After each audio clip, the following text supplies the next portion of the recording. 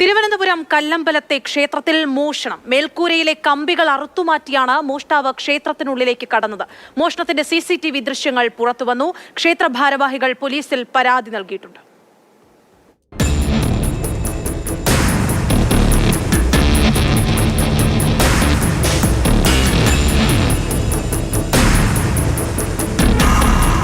ഇക്കഴിഞ്ഞ സെപ്റ്റംബർ 21 പുലർച്ചെയാണ് കല്ലമ്പലം ചേന്നൻകോട് ശ്രീ ധർമ്മശാസ്ത്ര ക്ഷേത്രത്തിനുള്ളിലേക്ക് മോഷ്ടാവെത്തിയത്. നാലമ്പലത്തിന്റെ മേൽക്കൂരയിലെ കമ്പികൾ അറുത്തുമാറ്റി കയറിൽ തൂങ്ങിയാണ് ഉള്ളിലെത്തിയത്. തൂങ്ങിയിറങ്ങാൻ ഉപയോഗിച്ച കയർ അഴിച്ചുമാറ്റി പുറത്തേക്കുള്ള വാതിൽ തുറന്നിട്ടു. തുടർന്ന് വലിയ കാണിക്ക വഞ്ചിയുടെ പൂട്ട് പൊളിച്ച് പണം കവർന്നു.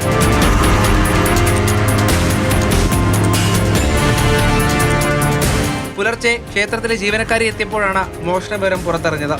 CCTV ഉണ്ടായിട്ടും ഇത് 3-ാം തവണയാണ് ക്ഷേത്രത്തിൽ മോഷണം നടക്കുന്നത്. 20,000-ഓളം രൂപ കവർന്നെന്നാണ് ക്ഷേത്ര ഭാരവാഹികൾ പരാതിയിൽ പറഞ്ഞത്. കല്ലമ്പലം പോലീസ് അന്വേഷണം ആരംഭിച്ചു. മാതൃഭൂമി ന്യൂസ്, തിരുവനന്തപുരം.